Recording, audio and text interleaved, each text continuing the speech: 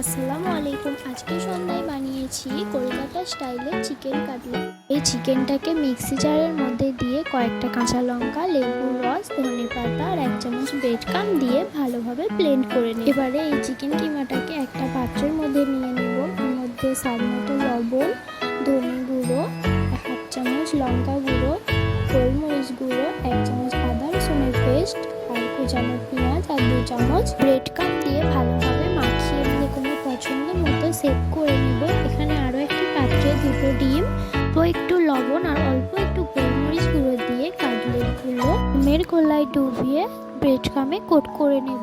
এবার কড়াইতে তেল গরম করে নিয়ে কাটলেটগুলো মিডিয়াম ফ্লেমে একটু সময় ধরে ভেজে নিতে হবে। তো বলো, কেমন লাগলো চিকেন কাটলেটের রেসিপিটা? যদি ভালো লাগে কমেন্টে জানিও। প্রশ্নের উত্তর দাও, যেটা গরমও না ঠান্ডাও না, কিন্তু আমরা ফু দিয়ে খাই। কমেন্টে